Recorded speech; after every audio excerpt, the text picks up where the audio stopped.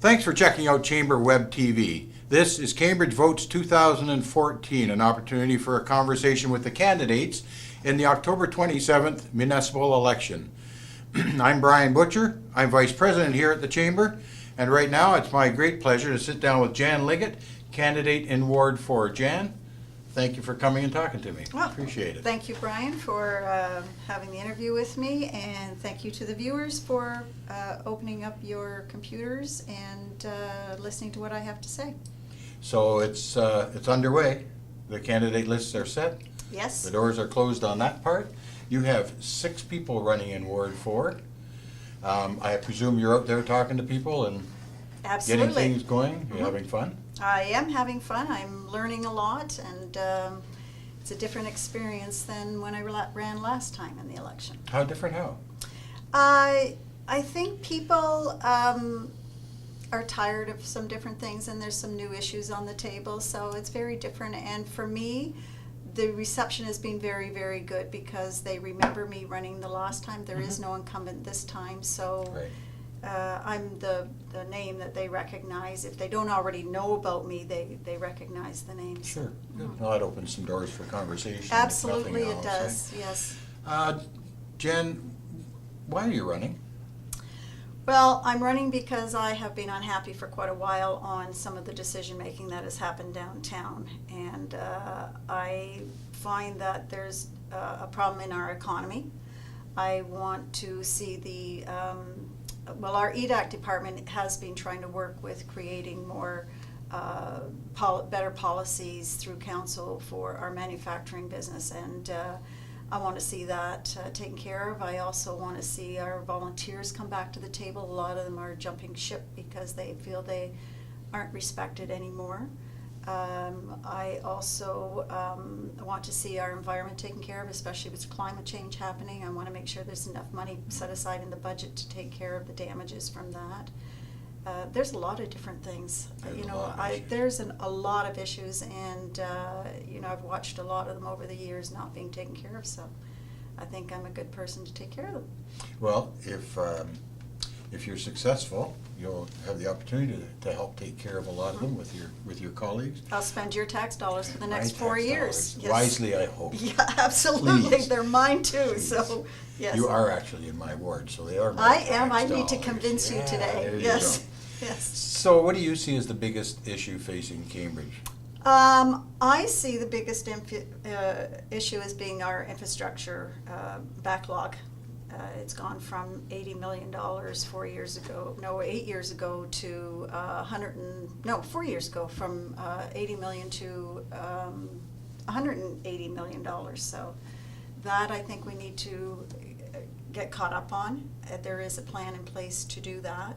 I'd like to see that plan happen much quicker than what it is, but every time you take money and put it into that, you're taking it out of some other department. So it's a real balancing act. But that's the the one that I roads see. and what's under the roads are, Well, we don't see it, and it's critically exactly, important. but our transportation network, our water mains that break, our sewer lines that aren't taken Yeah, I care like of. my shower coming on in the morning. Absolutely. And my toilet flushing. And clean water at Yeah, that, that's- right? that's But I very mean, we nice. saw over this past winter what climate change is doing and how it's affecting our infrastructure, and those repairs there's new ones every year, so the backlog only gets bigger and bigger and bigger, and that's only gonna get worse. Yeah. It's like when you see the hydro lines come down when there's a big ice storm, it's the same thing. Right. Yeah. Right. So in Ward 4, you've been out talking to people.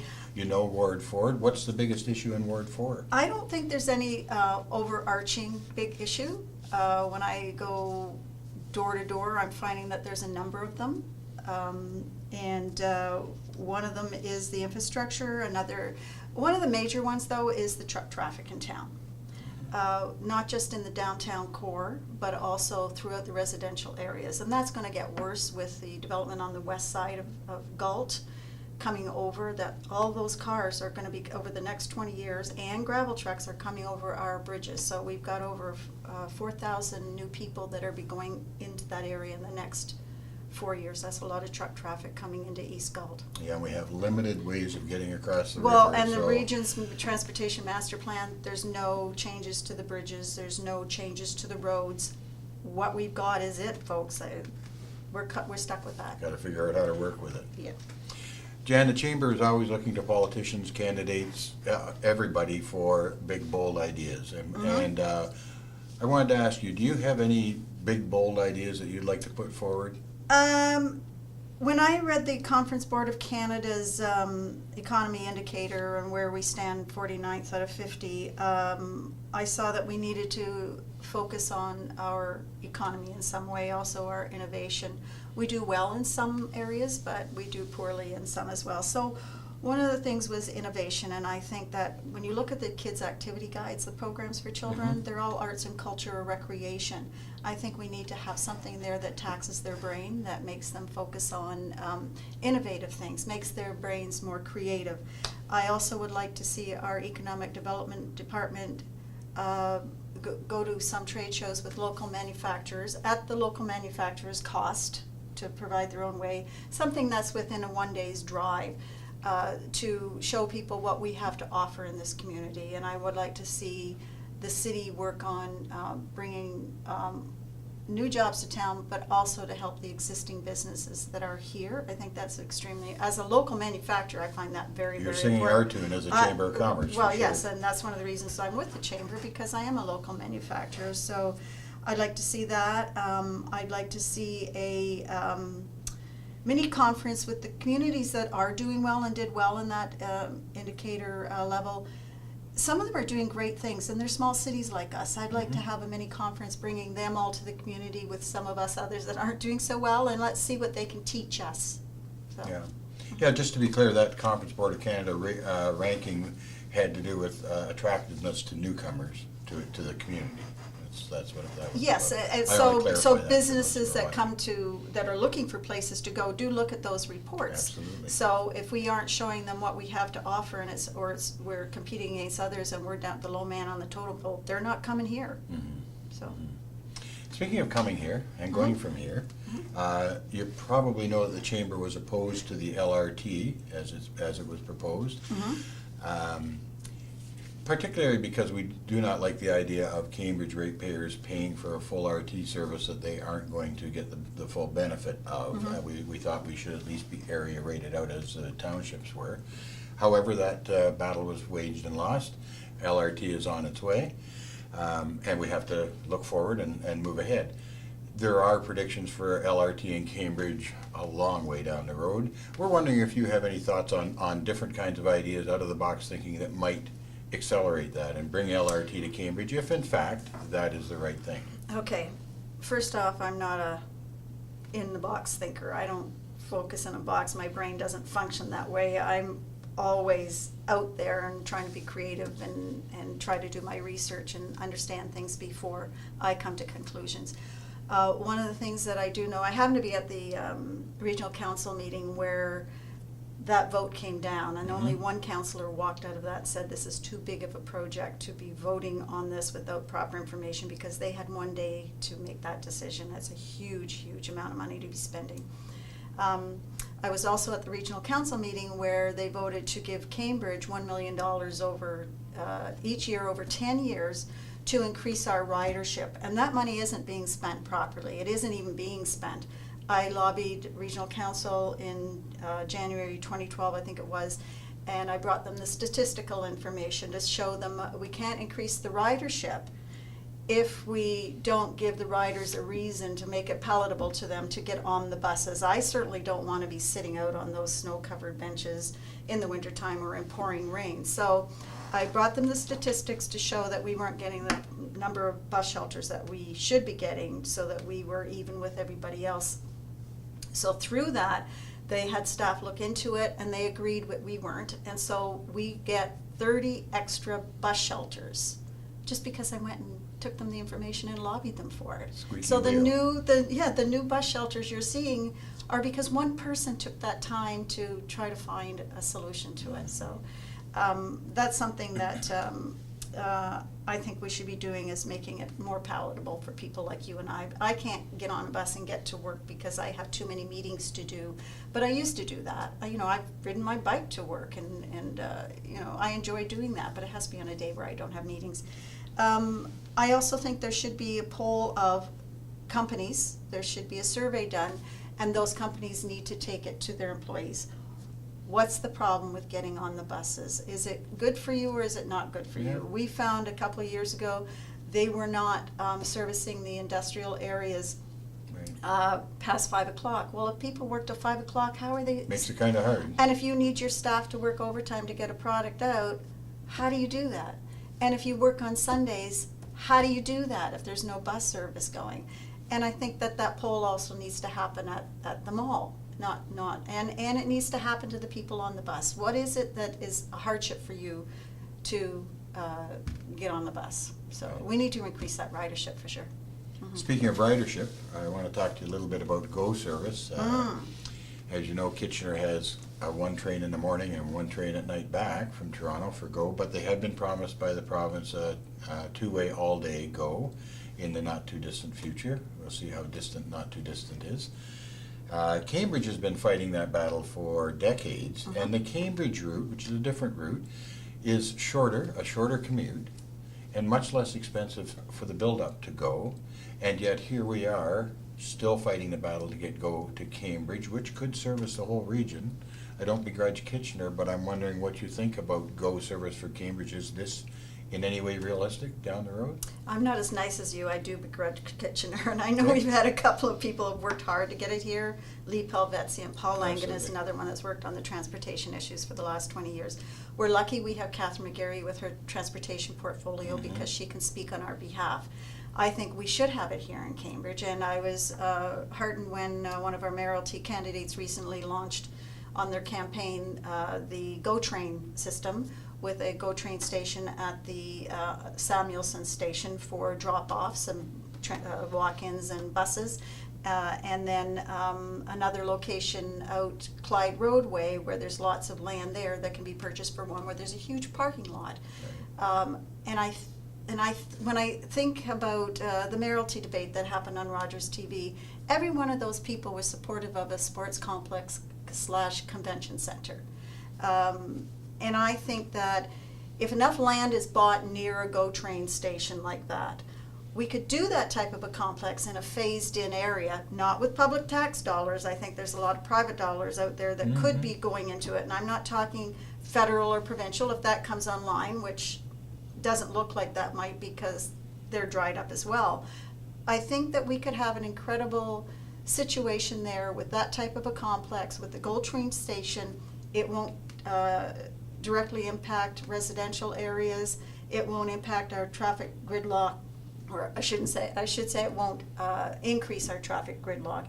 It'll be easy and accessible for people coming into town for conventions, for music festivals, for sports events.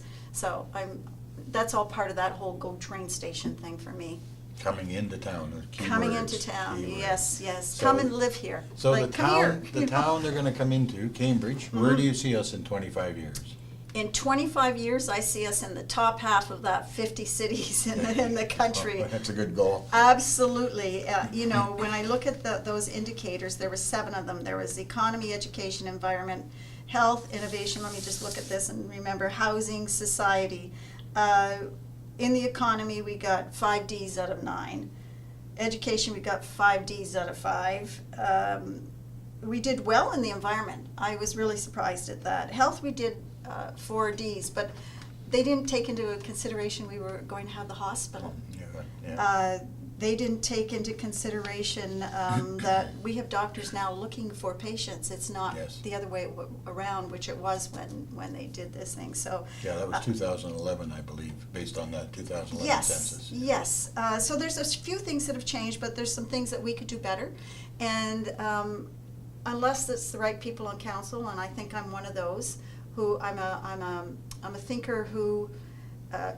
A critical thinker, but what I mean by that is I examine things, I research things, I'm an independent thinker, so I think I'm able to look at this sort of thing, understand it, comprehend it, and be able to make the moves that are necessary for this to happen. So yes, I believe that we will be in the top half of those 50 cities next time around, and I want to be part of that. That, to me, that's exciting. That's a great goal for sure. I would just want to take a quick minute here to mention that Cambridge, for the first time, Cambridge voters will be able to vote online or by telephone.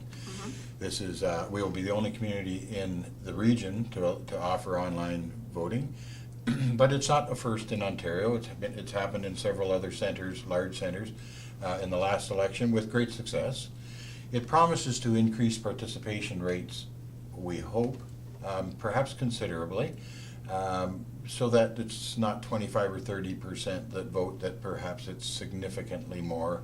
And I would suspect it's an opportunity to engage younger voters perhaps more than in the past. And I hope to inspire conversations about voting, therefore about issues and candidates and so on. I think this is a good thing, but I'm interested to know, do you think online voting, online and telephone voting is a good thing? I have positive thoughts. I'm apprehensive a little bit, but I think we have to do something. And I'm comfortable with a computer. A lot of people aren't. I also find going door to door, a lot of people don't have computers. Despite popular opinion, a lot of people do not have computers, or they used to have them, but they don't want them anymore. What I found interesting was the amount of wives who say that their husbands don't vote, but when I tell them that there's online voting, they say, "Oh, that's great, I can probably get them to vote this time around." So I don't think it's just the younger generation. I think you're going to find that the people who have given up might come back to it. But I don't think you'll see it in this election to the huge leaps and bounds. You don't think it'll be a big jump? I don't think it's going to be a big jump. I might be wrong, and great, I'd love to be wrong. I like to be proven wrong because then I learn something, right? So I think it might have a slight increase, but not the leaps and bounds that people are hoping for. Well, it'll be interesting to see for sure. It's a good change in the year 2014. Probably it's time. Just before we wrap up, Jan, is there anything you'd like to say directly to the voters in Ward 4? Absolutely. I've been involved with the community for a number of years. I think I have a proven track record in that, the things that I have done. Of all of the candidates, I probably the only one with that kind of an extensive record. I'm also the founder of the Fallen Sparrows Foundation, which helps families with critically ill children. Families like Kayla Baker, her family, we helped them to pay their bills while she was ill. That weren't medical bills. They're heat, hydro, mortgage. That's the sort of thing that the fund helps. I was the initial person to bring public knowledge to the rare lands that are Crookston Charitable Research Reserve, and to bring everybody on board to save that. So I've been around for a long time doing this work. Thank you very much, and I'd like to thank you again for tuning in to Chamber Web TV to participate in our conversations with the candidates. Remember, your opportunity to vote the old-fashioned way at the polls on October 27th still exists, and a lot of people, probably myself included, will go talk to my neighbors and mark my ballot. But if you prefer, for a 2-week period, 24 hours a day from October 11th to 25th, you have the opportunity to vote online or by telephone. Just look for your voter registration card that comes in the mail. It explains the whole process. Most important, take the opportunity, please, and cast your ballot. Jan, thank you very much for being here today. Very much enjoyed talking to you, and best of luck. You were easy on me today, Brian. Thank you.